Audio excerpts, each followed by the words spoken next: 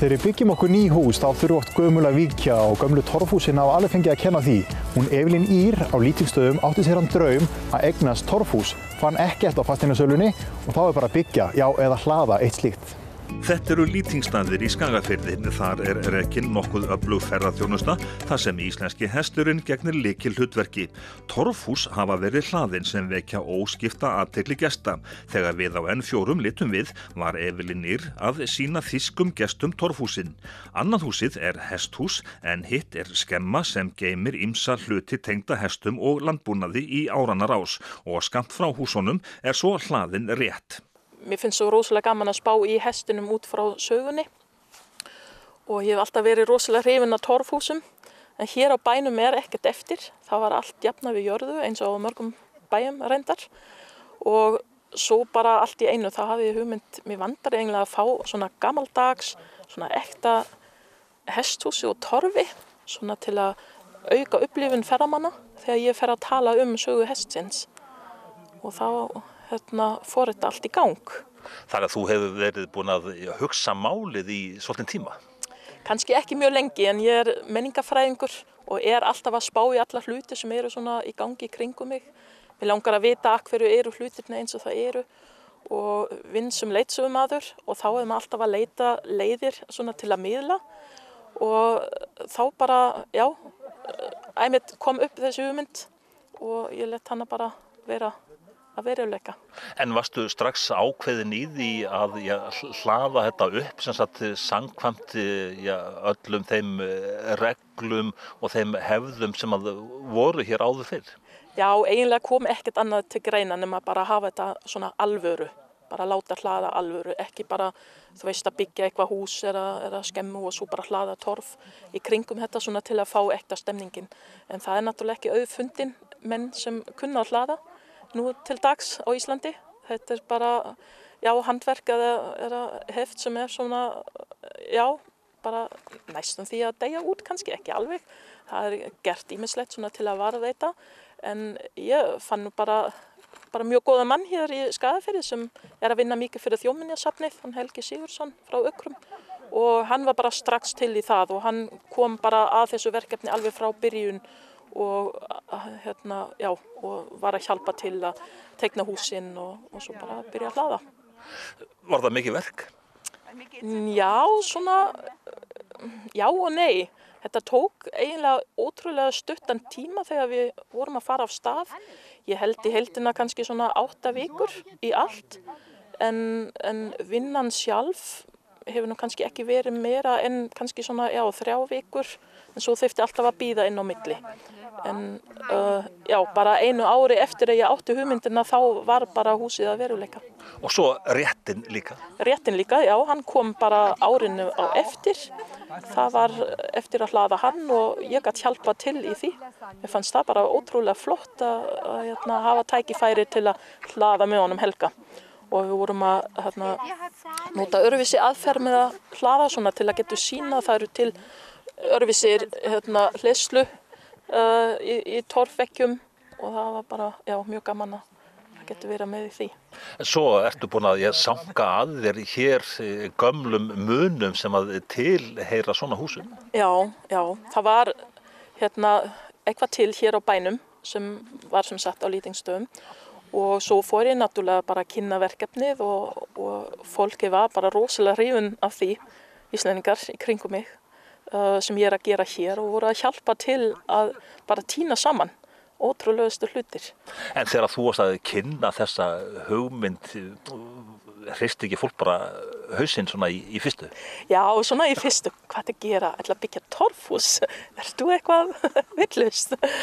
En bara leið að við vorum byrjuð þá bara kom líka fólk og var svona aðeins að fá að kíkja. Af því maður hefur ekki mikið tækifæri að sjá hvernig svona hús eru byggt. Og svo bara, já, leið að við opnuðum þá bara kom fólkið og fannst þetta bara mjög áhugavert og var líka dáist að því að ég skulle hafa svona hugrekki að bara koma sér í gang og koma sér í verk. Þannig að þú sér ekki eftir þessu? Nei, alls ekki. Síður en svo. Mér langar bara að halda áfram. Já, hvað er næsta dagskránni? Það er svona stór spurning. það hefur verið þinghús hér í gamla daga, það hefur verið hálfkirkja, þannig að það ýmislegt sem hægt væri að kannski ekki endurbyggja vegna þess að húsin stóð ekki hér í gamla daga, en svona já, hafa það svona sem fyrirmynd. Svo væri náttúrulega ótrúlega gaman að fá baðstofu eða eldhús eða bara heilt hús, bara heilt klappið. Þannig að þú ert sem sagt rétt að byrja? Ég rétt að byrja, já. Og ég meira en að segja bara með munir og hlutir sem ég þarf bara að fá rými fyrir, koma fyrir. Ég kem ekki öllu fyrir í hesthúsinu eða í skemmunni. Þannig að ég þarf að hafa eitthvað meira.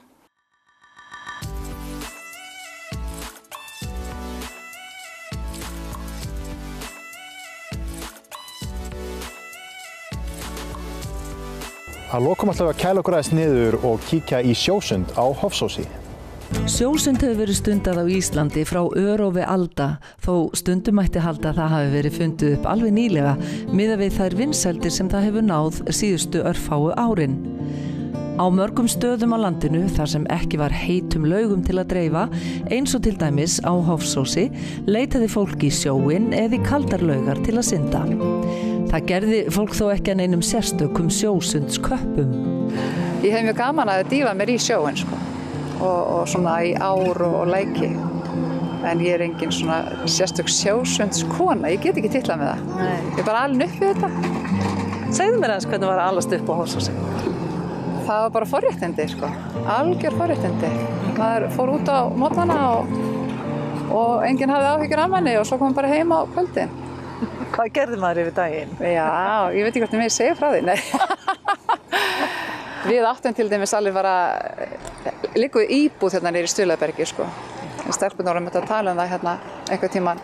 Já, þannig símaborðið og við vorum bara litli krakkar að leika okkur hérna í klettunum. Og svo erum við rosalega hissa, þú veist, eða vorum hissa þá að foreldrar okkar hafi verið með áhyggjur. Við skilum alveg í dag. En þú segir sjórinn og þú stundar samt sjóinn, það ekki? Jú, ég sjómaður. Og kannski engin venjulegur sjómaður, segir fólk, því hún vílar ekkert fyrir sér í þeim verkefnum sem þar koma upp á og fræg sagan af því, allavega hér slóðir, þegar hún skar netadræsu úr skrúfunni og þá kom þjálfunin úr sjósundinu sér vel. Já, og við fengum í skrúfuna.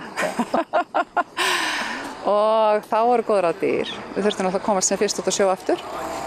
Þannig að við ákveðum að reyna þetta.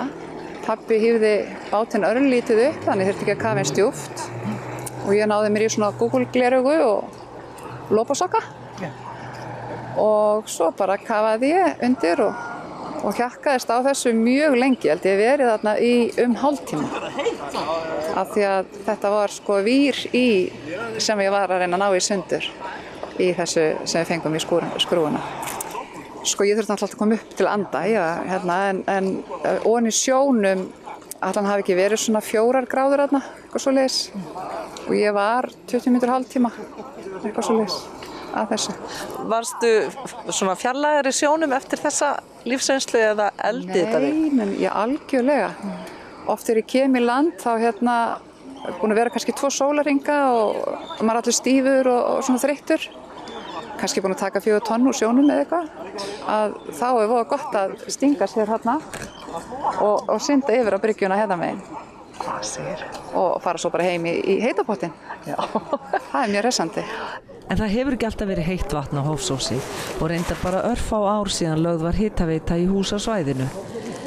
Silla þakkar pappa sínum og mömmu áhugan á því að vilja synda í köldu vatni og á hún margar minningar af slíkum ferðum. Ég þakka það einmitt pappa og mömmu að ég man eftir að við vorum að fara inn í Grafagerði. Þar eru svona básar og pappi fór ofta að synda þar. Fyrst var maður voðalega duglegur að maður gat bara farið svona upp á njá með eitthvað. Og svo þegar maður gat synda aðeins út og svo þegar maður gat synd út af enda og tilbaka. Svo fyrir einn bás og svo fyrir annan. Þannig að þetta var svona, þolraun svolítið. Silla hefur haft smitandi áhrif á marga í kringum sig sem hafa farið að synda með henni í sjónum og hún nýtti tækifærið einmitt síðast þegar hún kom á Hofsós til að fá vini og kunningja með sér í sjóinn og við fylgdumst með. En það eru ekki allir komnir þangað nema þá kannski huganum. Ætlar ekki komið með? Ég ætla að fá dást af þér. Er það ekki gott svar þegar maður þorir ekki í kuldan? Ég veit það ekki, hvort það sé gott svar. En ég pín engan í sjósund, en þeir sem að pröfa þetta, og ég veit mestu kuldaskræfur sko, sem alveg orðnar háðar þessu í dag. Hvað það sem gerist? Það bara þessi hressleiki með að fara, þú veist, finna kuldan, svo fer þeir að líða bara vel. Og svo eftir að koma í hitan og njóta þess. Margir segja þetta, sko, það ekki búið að rannsaka hvort þetta sé gott fyrir heilsuna. En margir sem stunda þetta segja þetta sé mjög gott fyrir handköld eða fótköld. Og eins segist fólk ekki fá kvef eða flensu ef að stunda sund. Það var nóg að taka árið 2018 í Skagafirði. Í næsta þætti ætlum við að kíkja til Húsavíkur. Við sjáumst þá.